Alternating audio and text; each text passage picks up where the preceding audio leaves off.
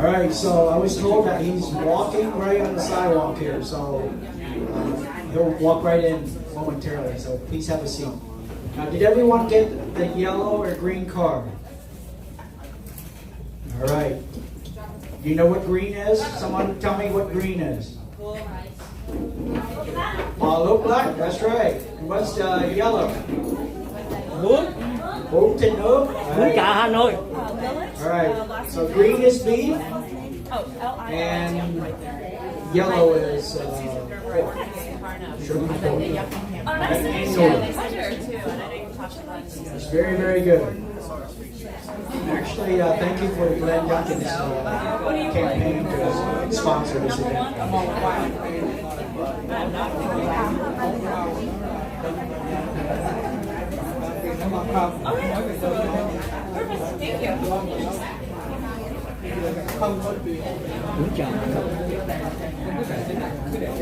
Literally, I think there's if you go all the way up to the front, there's a table here with our seats. Okay, perfect. Get your seats. Okay, thank you.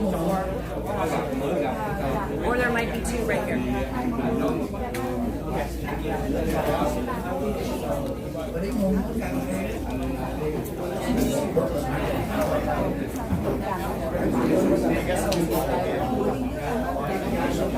Ready? All right. Hey, good to see you. How are you? There he is. I can't miss him. Here he comes. Go say. Great round of applause for the next governor. Thank you very much. Thank you for coming. Thank you for coming. Thank you. All right. So we're going to get started. I guess the VIPs in the house. All right. So here's what I'm going to do.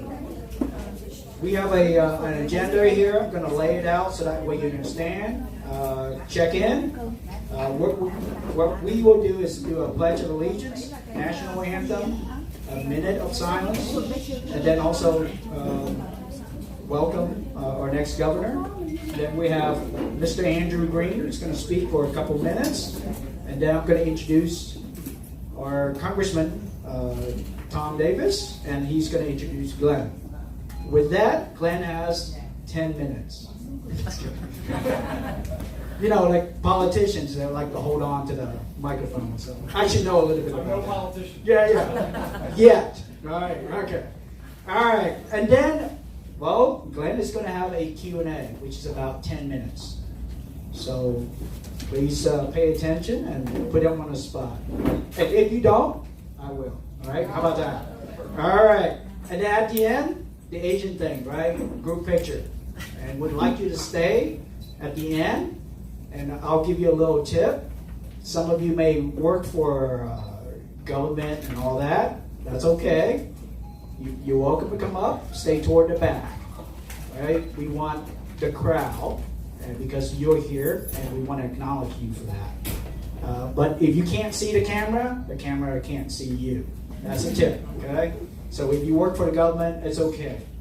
We still like you, all right, and then we'll close it out. I know Glenn has a very, very tight schedule.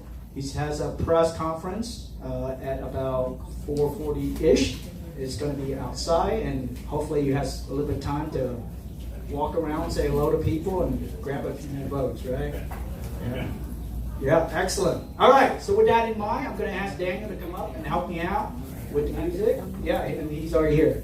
So one last thing I want to mention real quick so we get going. I want to thank at least two people. I know there's a lot more here, but I want to recognize Daniel Doe and Angie Doe. Please can't stand up.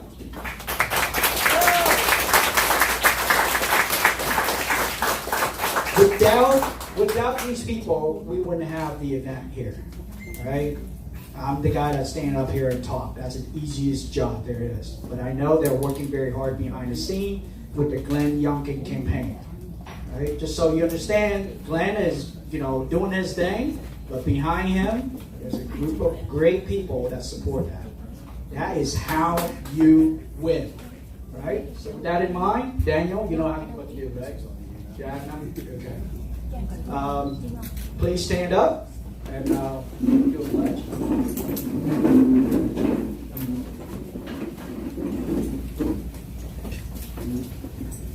I pledge allegiance to the flag of the United States of America and to the republic for which it stands, one nation, under God, indivisible, with liberty and justice for all. Please remain standing for the national anthem.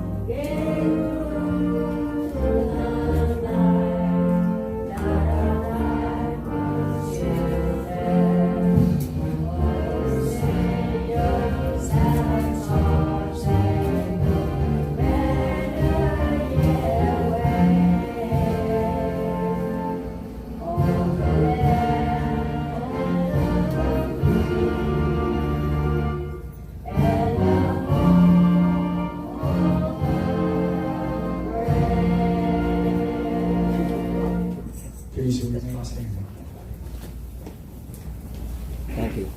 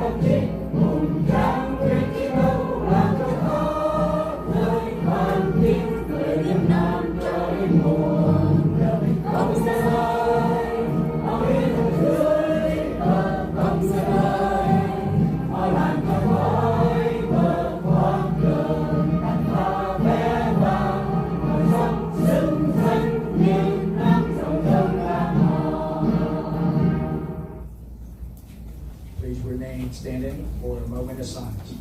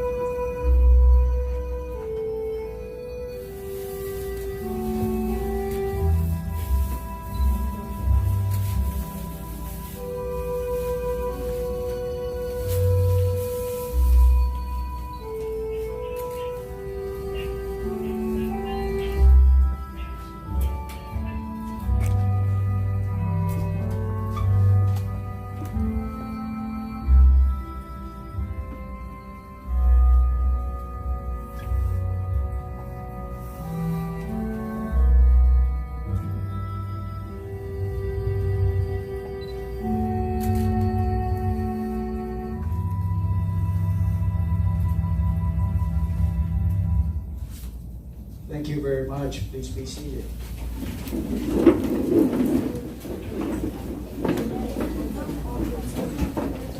Chúng tôi ngày hôm nay cảm ơn các ông, các bà, các chú, các bác, các anh chị em tới đây ngày hôm nay. What I'd like to do here next is to recognize a few organizations that's part of the Vietnamese communities and a few other ones, or special guests as well.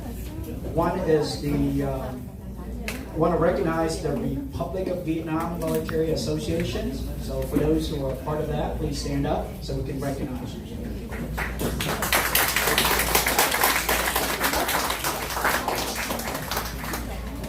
The next one is I'd like to introduce and recognize Hoyt We're from Washington, D.C., Maryland area. Please stand up. Thank you very much. And the next one is Hoyt Ao Yai, Washington, D.C. Same group.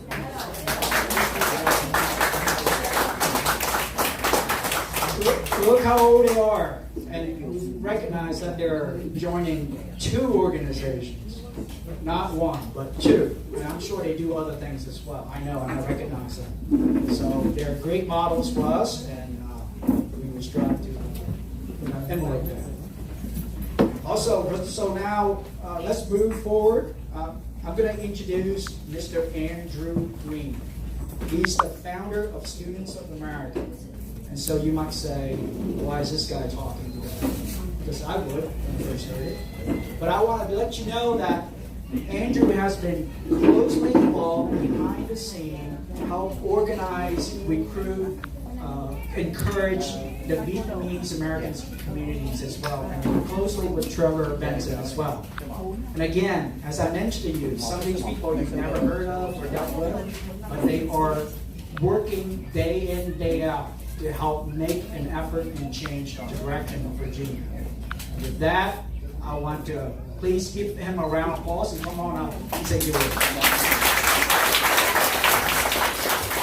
Thank you so much. It's a pleasure to be here. You know, it's an honor. Thank you so much to Youngkin Campaign for allowing me to come and speak. It's an honor to be at the Eden Center. You know, I grew up on a farm in the mountains of North Carolina. All I knew was the Appalachian culture, but when I moved up to this area, I found so many things fascinating about this area. And one of the things was the Vietnamese people and the Eden Center. And what I found fascinating was they have a culture built on honor, on standing up for what they believe in. And I'm glad to have freedom fighters in this building today, people that stand up for their values. You know, the thing that impresses me the most is the people. You know, I've talked to many people here today that told me that they've come from places where they've had to deal with communism firsthand. I've been blessed to grow up in this country. I've been blessed to grow up in a place where I've not had to deal with communism firsthand. But some of you, the word fighter resonates with you because you fought it in your home countries. And now you come here, you could have took a back seat, but you didn't. You come here on a Saturday because you believe in fighting, you believe in standing up for a fighter, you believe in standing up for this country. And that's why I'm glad to be here, honored to be here. I represent an organization called Students for America, and we're fighters too. You know, we fight on college campuses. We try to get conservatives involved, their voices uplifted on college campuses across this country. You know, there's a poll that was done in 2019 that found that 73% of students hide their opinions because they're afraid of expressing their beliefs. And we're here to be a fighter for them. We're here to provide a group for them to help uplift their voice. And I'm so proud to be working with the Vietnamese community. If you have freedom fighters that you know, college students that are going to campus, please connect them to us as Students for America. We would love to get them involved. We've got a generation to save. We've got a country to save. We've got a state to save. And I'm glad to be working with fighters like you, with freedom fighters like our next governor. And it's an honor. Thank you for allowing me to speak today.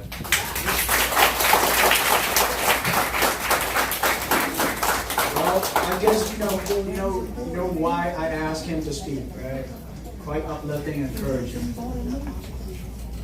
Yes, and I did not include that, so I apologize. So, Ann has asked me to also recognize all the business owners in the areas, and at the Eden Centers and other areas as well. For those that want to be recognized, please stand up. All right, maybe you already stand up in the back. Thank you. Glenn is going to talk about himself, which is quite impressive, right? And there's a reason behind that, because for those who don't know, I'll let him talk about it, because for me, I came to this country with literally 2 pair of clothes and 2 words of English. I learned that on the plane from Bangkok to New York City.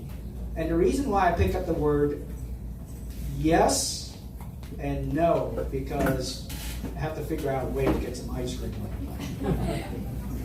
In fact, I didn't recognize what the ice cream looked like. It's in the package. I never experienced that. So, lived the American dream, went to school, and there's other stories about accidentally figure out, a counselor told me I could go to college, and I didn't expect that. And then got a master's degree, went on to do 3 successful startups, over 25 years of experience. And currently, and for those that say, hey, what happened to you? Well, I'm also working and grow another startup business, which is an antenna company. So I've been very busy, but at least I can tell you that my wife, who sits right here, is extremely happy because I'm actually making money again. So happy wife, happy life, right? So there you go. And thank you so much for coming out. Now you know what I do on Saturday. Most of the time. All right, so with that in mind, I'm going to introduce our previous congressman in the 11th Congressional District. He just corrected me before we start, because I said, would this location be the 11th Congressional District? And he said, no, but if you walk across the street right here, that would be my district, right? But he's also very, very supportive of the community, especially the Vietnamese communities. He was was on the board of supervisors since 1980. Also became the chairman of the board of Fairfax County in 1991, I believe, or 1991, and finished it in 1994. Ran for Congress, won it in 1995, and remained a congressman till 2008. After that, he continued on and worked for multiple companies, but also currently he's a rector of the George Mason University. What that means is he's always around, continue to be around, be supportive of the community, and supportive of our next governor of Commonwealth of Virginia. Here he is, Tom Davis.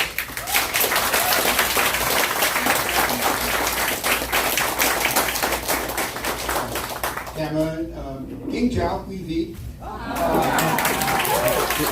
Thank you all for being here. As I said, I am Tom Davis, and I did represent this area for 29 years on the county board and in Congress. And, recognizing this community was very special to me. America is a nation of immigrants. All of our ancestors came from somewhere.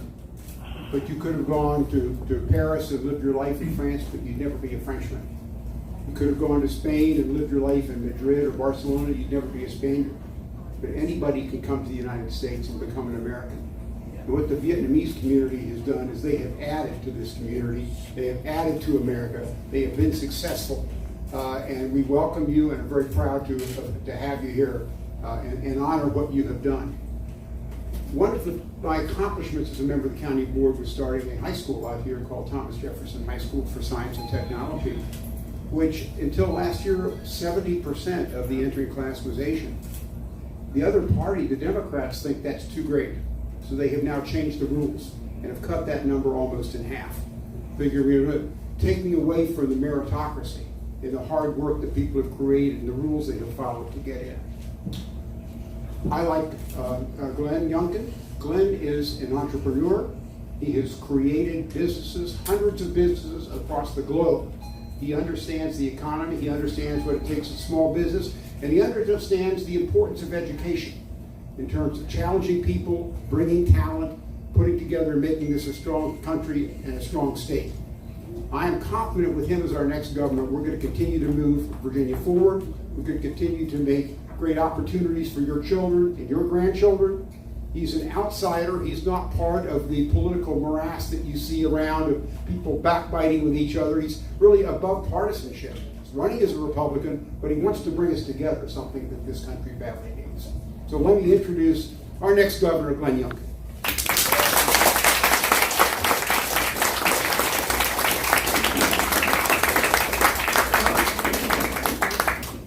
Good afternoon, everybody. I want to thank all of you for being here. Because you being here means that in your heart is a love for Virginia. That's what this means, and a love for America. So thank you, because that's why I'm here too. Is because I love Virginia too. I, in fact, was born here. And was born in Richmond.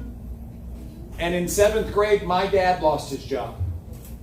And that happens. That happens to families. In fact, sadly, last year, 1.5 million Virginians filed for first-time unemployment benefits in Virginia.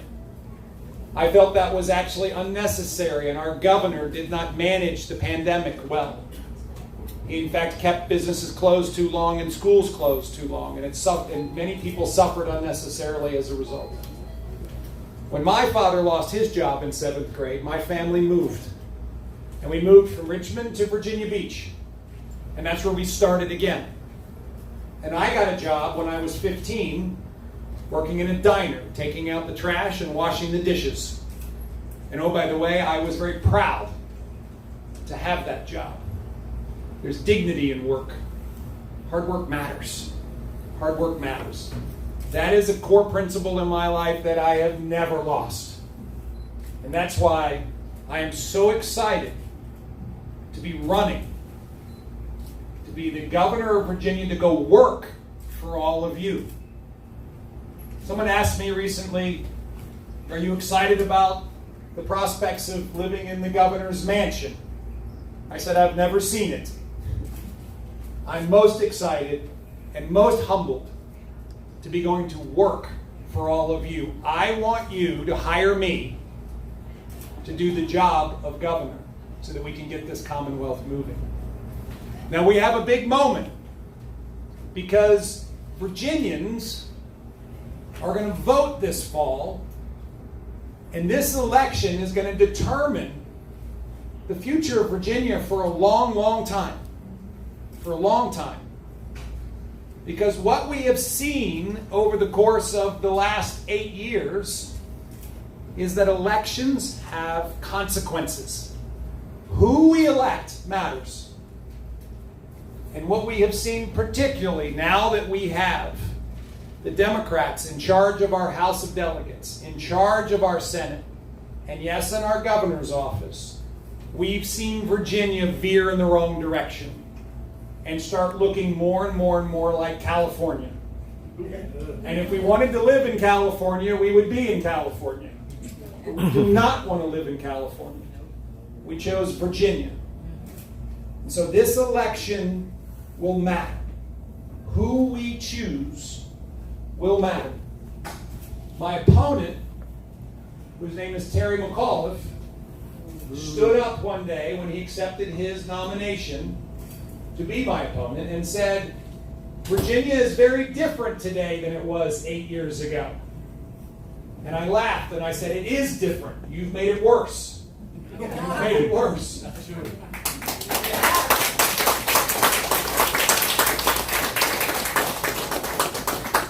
And Virginians see this as well. Because all of us get to make this decision. Right now, this race is neck and neck. It's effectively tied. I've been doing this for 25 weeks. My opponent has been doing it for 43 years. He has been a political operative, a politician, a fixer. And that's what he's been doing his whole career. My career has been different. I, in fact, after I finished washing dishes and taking out the trash, I became the cook.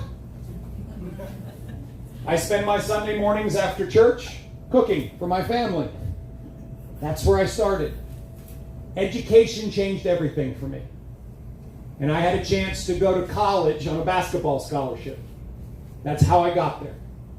And I'm an engineer through school. Education changed everything for me. And education will change everything for Virginians. When I came back to Virginia, because I went to school in Houston, Texas, my wife Suzanne and I came back to Virginia 27 years ago. And we made our home in Fairfax County. And what I did over that 27 years was I went to work for a small company, very small company, 25 people. And it grew to be a big company. And I had the amazing blessing of having the chance to run it for a while. And that was my dream job. Here I was, a kid who was taking out trash and washing dishes, having a chance to run a big company. But last summer, I became increasingly worried and scared for Virginia's future. And I also was very upset with the Republican Party because we haven't won in Virginia for a very long time, since 2009. And if we cannot have a competitive Republican Party who can win, then the Democrats, the left, liberal, progressive side of the Democrat Party is going to continue to make Virginia the California of the East. And so I asked my wife if she would support me, and I was going to quit my job and go run for governor. And she looked at me and said, "Are you having a midlife crisis?" And we cried together, and we prayed together. And we committed ourselves to this. And the next day, I left my job. And we got ready to run for governor. So here we are. Here we are running for governor against a guy who was already governor. And he had his chance. He had his chance. You don't get a do-over in this world. At least not when you're governor. He didn't do a very good job. And here he comes back again and is asking you all and me to hire him again as governor. Well, I think the best jobs program that Virginia can have right now is to make sure that Terry McAuliffe does not have one. Yeah. That's what I think the best jobs program.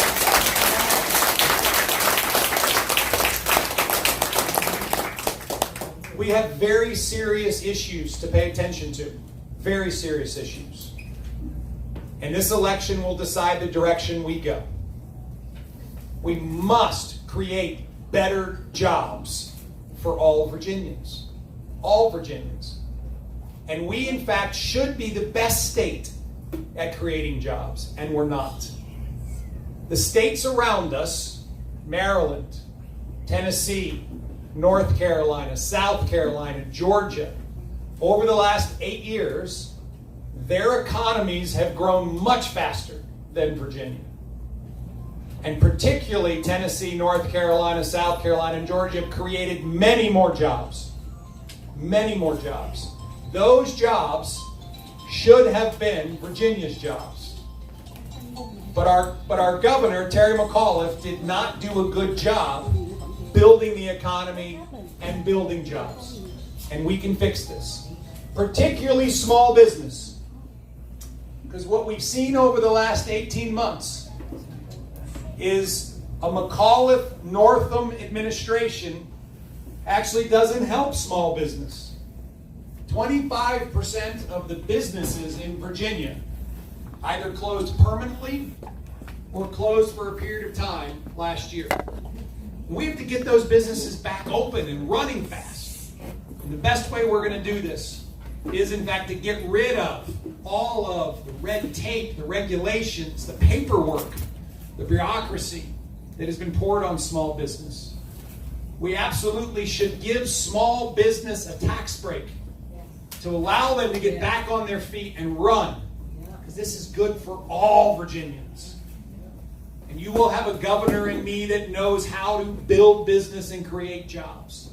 Unlike my opponent, who for 43 years has been a political operative.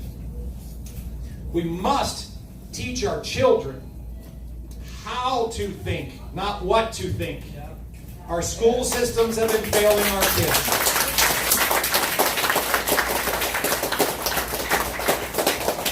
When we build this rip-roaring economy with more jobs than people can take, we have to prepare our children to take them.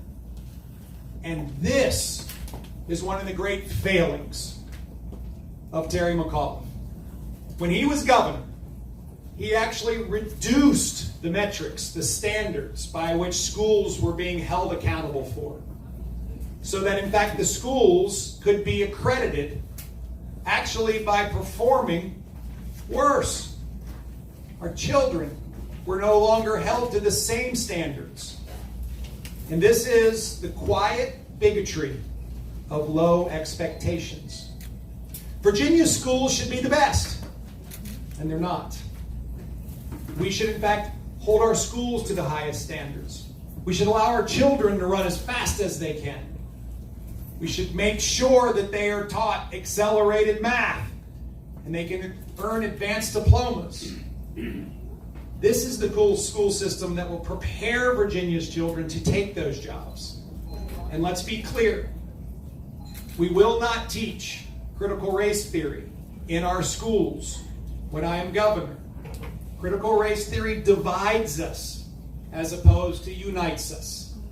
And the most important thing we will do moving forward as Americans and as Virginians is actually working together in order to achieve together, as opposed to dividing us and actually telling children that they can't accomplish their dreams, as opposed to telling them they must accomplish their dreams. Friends, the school systems in Virginia must be invested in. Thomas Jefferson School should be a meritocracy. And to get into Thomas Jefferson School, you should have to show that you are one of the best students. And for students who may not have the same resources to prepare for Thomas Jefferson School, we should help them. Because all children have the capacity. We should help them get there. Friends, we will get our education moving. High standards, more investment, and finally, school choice.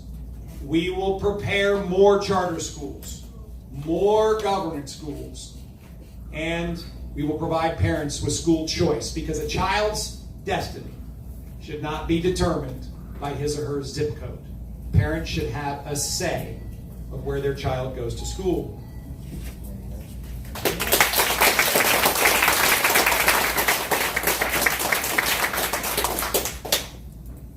One of the realities over the last 8 years is our communities are less safe than they were 8 years ago. I hear it everywhere I go. We're not as safe as we used to be. When my opponent was governor, the murder rate in Virginia went up 43%. Today, Virginia is at a 20-year high in murder rate. The reality is that we must invest in law enforcement. We actually have to invest in better equipment, better training. We need to provide better careers for our law enforcement heroes. We actually have to stand up for law enforcement and have them engage in our communities as part of our communities. But defunding law enforcement and demoralizing law enforcement is resulting in less capable law enforcement. When I'm your governor working for all of you, we will work to get Virginia's communities safe again. If we do not have safe houses of worship, safe shopping centers, safe schools, we won't have safe communities that will make Virginia the best place to live and work and raise a family. This is why I go to bed every morning. Because this is the future of Virginia. Coming together so that we have the best jobs, the best schools, the safest communities, so that in fact we can all live our dreams. Because that's why we're here. That's why we're here. And right now we have an opportunity. We have an opportunity to come together and choose a new way forward. Yes, a governor, a lieutenant governor, Winsome Sears, an attorney general, Jason Miyares,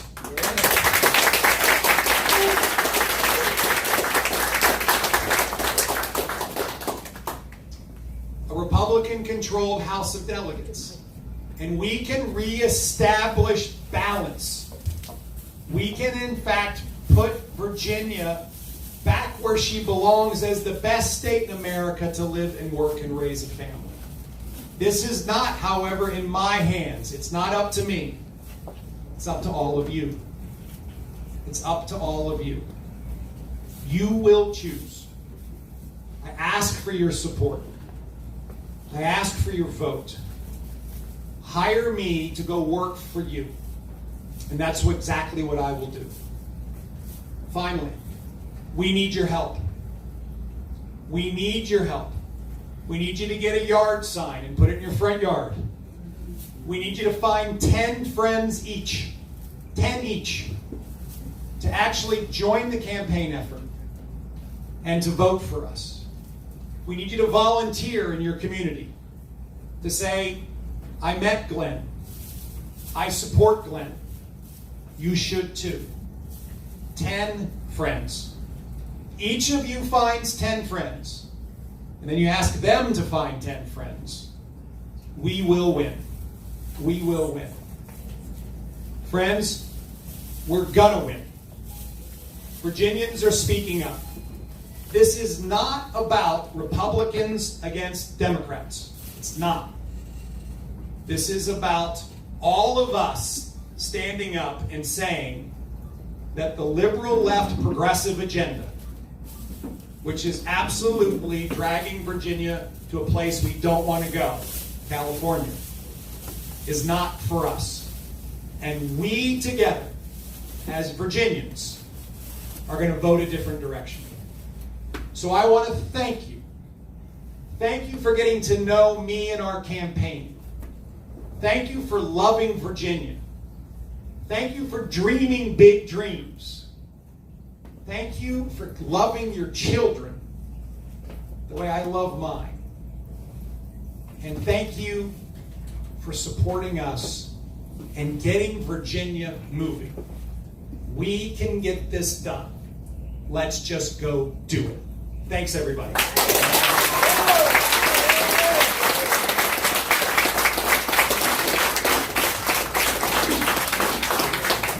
Yep, stay right here. You guys talk. Awesome. All right, so now is time to ask any questions that you have for Glenn. We're going to take 2 or 3 questions. Oh, okay, good. We have questions. Otherwise, I would pull out my tough one. So, go ahead.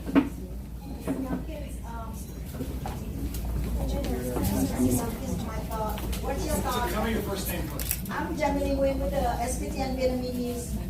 I would like to know what's your thought on the immigration issues that we have right now. Yes, thank you. Thank you. Perfect.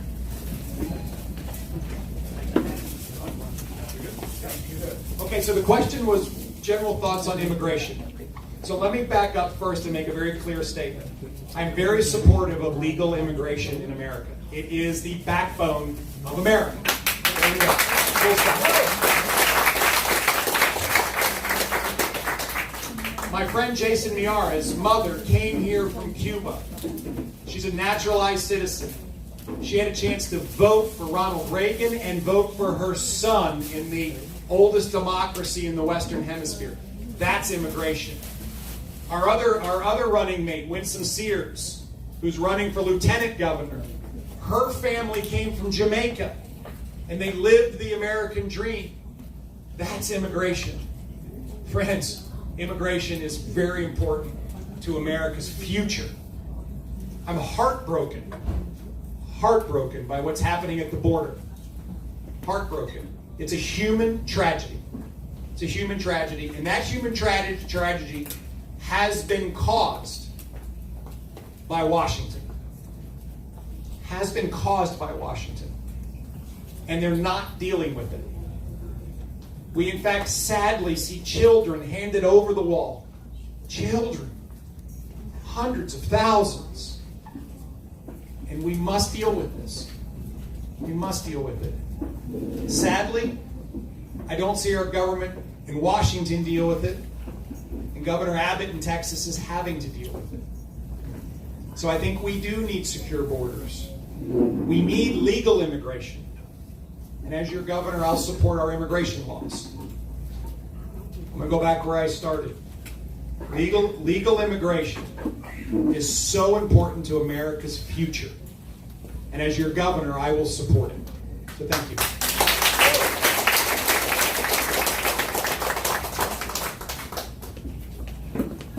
Hi, Glenn. My name is Tom. You mentioned that you will create more government schools. I hope there will be many more in this area. TJ is a magnet STEM high school. Will you create a magnet high school for liberal arts? Yes, great question. Great question. Thank you. I want to reiterate, TJ is a spectacular governor's school. And in fact, we need to maintain admissions policies that are based on a meritocracy. I said it earlier, I want to make sure everybody heard me. We must help students who may not have the resources that they need to prepare for that admissions process. I believe Virginia's schools suffer on many fronts as I walk through it. Number one is we need more charter schools.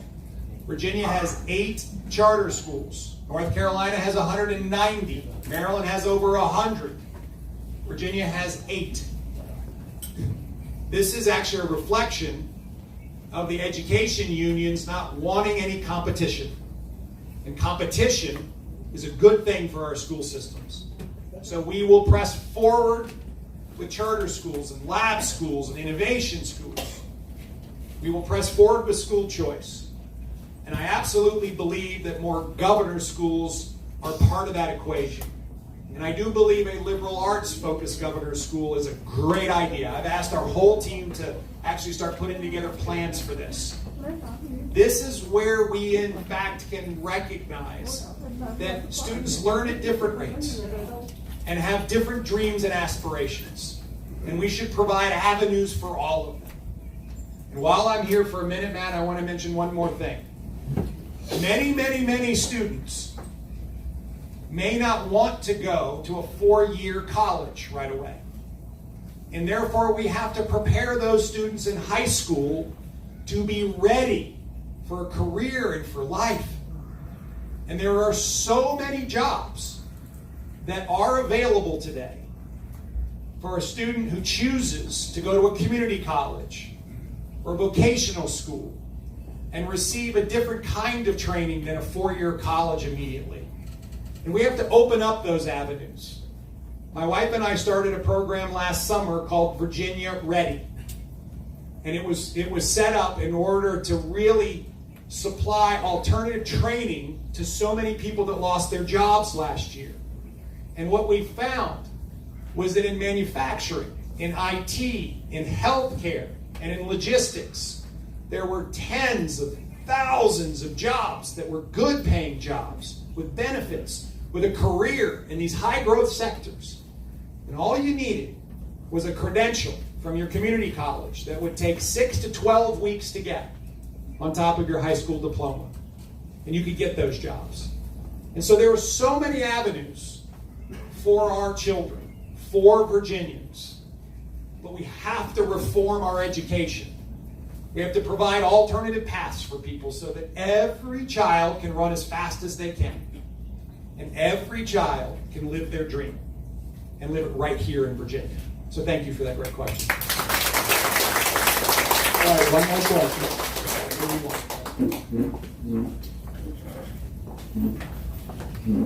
Good afternoon, Mr. Youngkin. My name is Khan, and before I start, I would like to share a little story this morning at a swimming club, and I saw a young African American kid. She stood up and she sang beautifully the national anthem, and suddenly everybody stood up and everybody paid the respect to the flag and the national anthem. And that is what the picture of America when I was a refugee on the way to escape the communism came to this country. And I see that picture now is fading away because of the radical left. I have 2 points. The first about security and the second about education. For the education, you already answered this question. But for me, I think security is the most important thing. Without security, you cannot have good education. Without security, you don't have family and build up the society. So we now, like you share, we see like the crime going up, and the way they handle like the crime is terribly.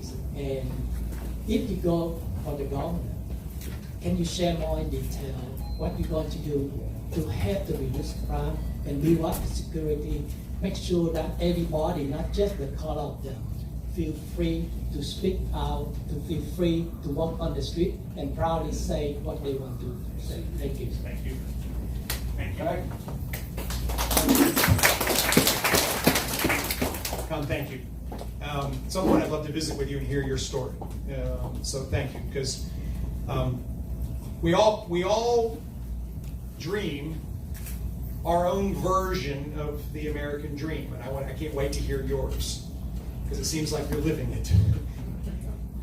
And being safe and feeling secure is the reason why so many people want to be in America, so that they can have the opportunities. And if we do not have safe communities, as I said, if we don't have safe houses of worship and safe shopping centers and safe schools, we will not be able to live our American dream. So we have a number of things we have to do. First thing we have to do is recognize that we must change programs for police. What do I mean by that? We must fund more money in. We must fund more money in.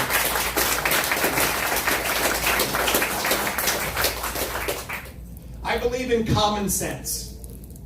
Defunding police, it makes no sense. Funding police makes sense. This is true. We must increase salaries. We must fund new equipment. We must fund training so that they can in fact be the best police force in the country. Second thing we have to do is protect the legal framework around police.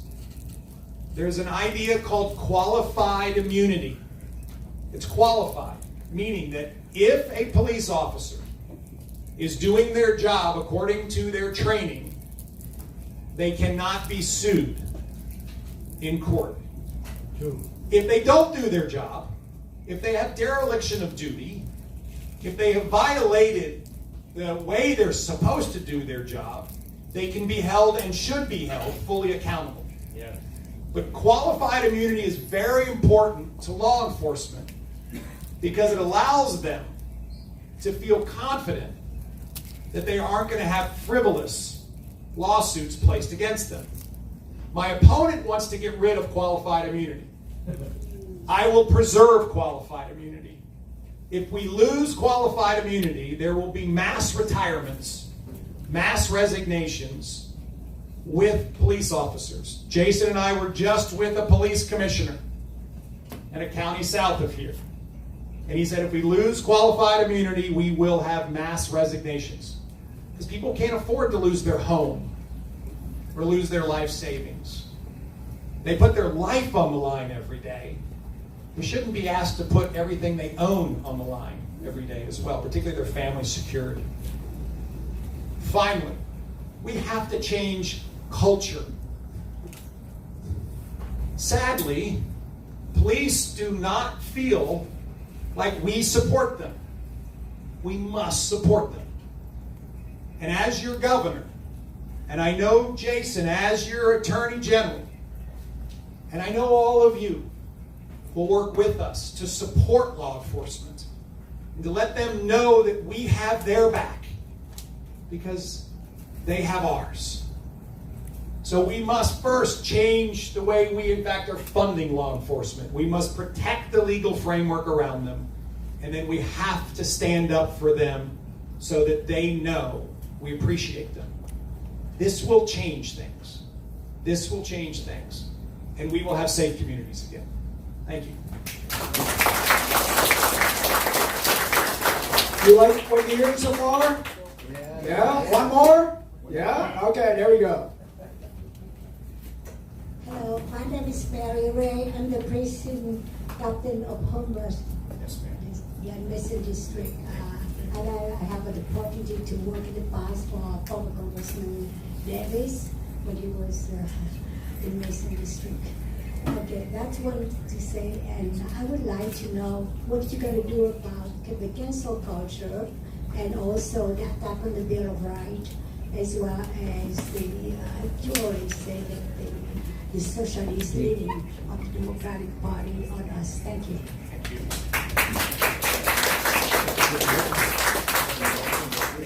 By the way, thank you so much for working for the congressman. Thank you for serving your community. This is what it's all about. It's about going to work for each other all the time. So thank you. We, in fact, have seen a fundamental erosion of our liberty. Liberty that is, in my belief system, actually first given by God and then written down in our Constitution and our Bill of Rights. And we have to stand up for that Constitution and our Bill of Rights. My opponent, Terry McAuliffe, agrees with Joe Biden, who, by the way, came to campaign with him yesterday because he knows he's about to lose and he had to call in somebody to help. But he agrees with Joe Biden. Joe Biden said, these amendments to our Constitution are not absolute. Friends, be clear. They are absolute. They are the foundation of this country.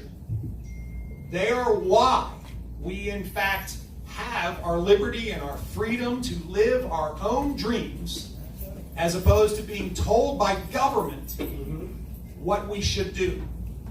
We must protect our constitutional rights. My opponent went a step further, and he said so-called religious liberty is not a basis for legislation. So-called religious liberty, enshrined in our First Amendment to the Constitution, is our religious freedom. To exercise that religious freedom how we want to. And my opponent doesn't believe in it. Well, please, let me make myself perfectly clear. I will stand up for our constitutional rights. I will stand up for liberty.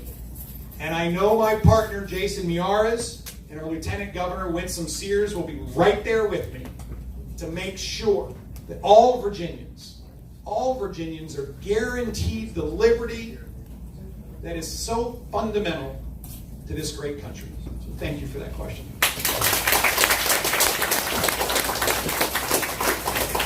Well, thank you so much. So, you're welcome. Thank you for being here. So, I want to, first of all, finish it up before I even forget. Also, is after all the thank you, we would like to invite you to come up, take a picture with Glenn, Jason, and other candidates as well. Right? So, with that in mind, tôi cảm ơn các ông, các bà, các chú, các bác, các anh chị em tới ngày hôm nay. Right? Thank you so much for coming. And then also all the organizations here. I forgot to thank the media to be here, and I assume it's not fake, right? No problem. No, some of them. It's fake news. No fake news. It's not fake media, it's fake news. All right, well, I got to throw something in there. So I also want to thank all the organization, and also thank you very much for the questions. I mean, you saved me. I thought I had some tough questions. It turns out you guys got some tough ones. I actually asked the important ones. Yeah, very important. And I was also very impressed that Glenn was able to, got it all through. So totally impressed with that. And just so you know, we would like to invite you again. Would you guys want to come back? Maybe September for a bigger event? Everybody's going to bring 10 friends. Yeah, that's right. If each one of you bring 10 friends, we just like 10-fold. Right? And yes, we have a location for that. Right? Maybe can we ask to do it outside so that way more people will come, just like when the... No, let's do it right here. Yeah, it's impossible. And by the way, the big sign right here, if I were Glenn, I would want to do it right here. Well, there's more people want to come, but just because all the seats are taken. We're doing it right here. We have more. Okay, so thank you very much for coming. I appreciate it. And I want to thank the speakers here. Andrew, and Davis. And Jason, why don't you stand up? Okay. Here's our next AG. All right. Now, I'm going to go off script for a second because a lot of you are ready to go. And I think we're right about time for you to do your meeting as well, right outside. So, if you're okay with 1 minute, you can have the floor, Jason. Come on. No, I think we should. I think I would love to meet you. Yeah, all right, come on. I'm Jason Yares. The name's a little unique. It's Cuban. So I'd be the first Attorney General in 225 years in Virginia to be the child of an immigrant. So if your family came here seeking hope and opportunity, there's a really good chance that your family is a lot like the Yares family. And it'd be the biggest honor of my life to be your Attorney General. So as Glenn noted, my mother fled Cuba. She herself lived 5+ years in the horrors of Castro's little socialist paradise. I'm being sarcastic. Communism in Cuba. And she left in the fall of 1965, in October of 65. And almost 50 years to the day that she left, she was able to walk into a voting booth and get a ballot with her son's name on it to be able to vote for me to represent her in the oldest democracy in the Western Hemisphere, the House of Delegates. That's what I call the American miracle. And one of the things that made my mother so successful in this country is when she came here, she wasn't looking over her shoulder in fear. You know, my uncle got arrested at Bay of Pigs and suffered the humiliation of a mock execution, all because he was speaking out against the communist powers. But you know, when you come here and you lose everything, your biggest desire is one day your children can achieve dreams that you had taken away from you. That's the American story. And it would be the biggest honor of my life. One of my favorite stories from President Reagan, who I'm very partial to, my earliest memories was teaching my mother the Pledge of Allegiance. She didn't know it. She had to learn it to become a U.S. citizen. And then her taking me with her to vote in her first election. She was 38 years old. Imagine that being the first time you can actually cast a ballot. She was 38. And it was for Ronald Reagan in 84. But there's a story that President Reagan used to say about after the fall of Saigon, where you would have people fleeing that horrific regime. And one of the refugees on the boats, they ran into a Navy destroyer. And a young boy looked up and saw a naval officer, and he said, "Hello, Mr. Navy man. Hello, Freedom man." So anybody who has served, and I see we have someone here today, thank you for the freedom men and women that have made this the last best hope.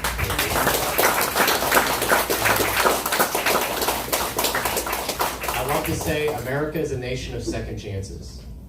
And I think everybody here understands that. So thank you. It'd be an honor to be your Attorney General. Honor to shake some of your hands afterwards. Thank you so much for being so gracious hosting this wonderful event. Thank you. God bless you. Thank you for coming. I know Jason's extremely busy, so it's a surprise to see him here. And I like that. Yeah. Snagging from Congressman Davis. There you go. Well, I'm sure we'll get the Glenn Youngkin's campaign some yellow and red accessories, right? So thank you very much for coming. Thank you for your patience. Thank you for your support. We will have a bigger event coming up soon. And then please come on up and take pictures. And again, another tip. Taller people in the back, not so tall people to the front. And if you work for the government, you don't want your face in there, do not look at the camera. You see the camera sees you. So please come on up, take one picture, and we're on your way. Yeah. Thank you for watching. Thank you for your time. Please come on up.